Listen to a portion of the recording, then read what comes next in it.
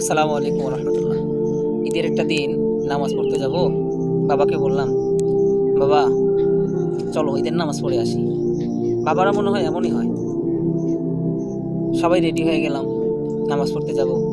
এমন সময় দেখি আগের মতোই, অন্য একটা দিনের মতোই ঈদের দিনও একই জামা পরে আছে। আমি জিজ্ঞেস করলাম, আচ্ছা বাবা, তোমার জন্য পাঞ্জাবি আনলাম, টুপি আনলাম, সেই টুপি পরে আজকে ঈদের নামাজ পড়তে যাবে না? তো আমারে বলতেছে যে ওইটা তো নতুনই আছে, আর এটারও কিছু হয় নাই, এই জামার তো কিছুই হয় নাই। তো এই বলে ওই জামাই পরে যাইতেছে। আমার মনটা খুবই খারাপ হলো। সারাটা জীবন এত কষ্ট করলো, আজকে ঈদের একটা দিন, আনন্দের দিন, মুসলমানের একটা দিন, আনন্দ করার একটা দিন, সেই দিনেও ঈদের মাঠে নামাজ পড়তে যাচ্ছে পুরাতন জামা কাপড় পরে। আমি এত বড় একজন মানুষ, এই বলে আমি জিজ্ঞেস করলাম, না এই পাঞ্জাবি না, অন্য পাঞ্জাবি যেটা আমি নিয়ে আসছি ওইটা পড়তে হবে। তো এটা করার পরে আমি জোর করেই তাকে নতুন পাঞ্জাবিটা পরার জন্য বারবার বারবার চেষ্টা করার পরে সে এক পর্যায়ে পড়ল।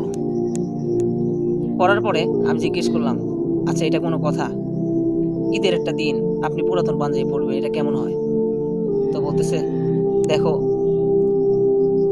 গরিবদের আবার ঈদ, এমন এমন কিছু কথা, কৌতূহলী কথা বললো। তো চোখের দিকে তাকায় দেখি কান্না করতেছে। আমি জিজ্ঞেস করলাম, কান্না করতেছেন কেন?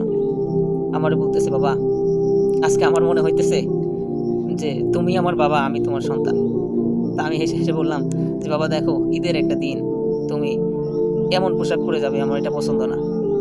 আসলে বাবাটা এমন যে সারাটা জীবন শুধু সন্তানদের জন্য বিসর্জনই দিয়ে যায়, নিজের জন্য ভালো কাপড় কিনে না, নিজের সেরা জুতাটাও ছিঁড়ে যায়, হাজারো তালি পড়ে যায়, কিন্তু মনে হয় কি ওই জুতাটাই তার জন্য বেস্ট।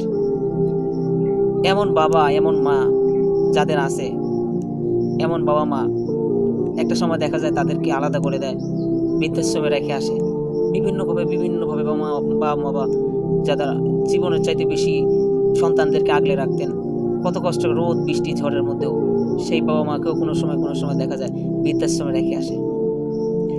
আমরা সন্তান তখনই বুঝে আসে যখন বাবা মা হয়, যখন সন্তানের মহব্বত বুঝে আসে, তখনই কিন্তু আসলে আমাদের এই বিষয়টা, এই কেন, এই হাজারো হাজারো প্রশ্ন যে বাবা কেন এমন হয়, মা কেন এমন হয়, এই প্রশ্নের উত্তরগুলো তখনই পাই যখন আমার সন্তানগুলো আমার মতো আপনার মতো এত বড় হয়ে যায়। তাদের কথার ধরন, তাদের আচরণ ধরন যখন পাল্টে যায়, বোঝা শিখে, একজন ঘরে আসে, তার ঘরে সন্তানগুলো ফুটফুটে বড় হয়।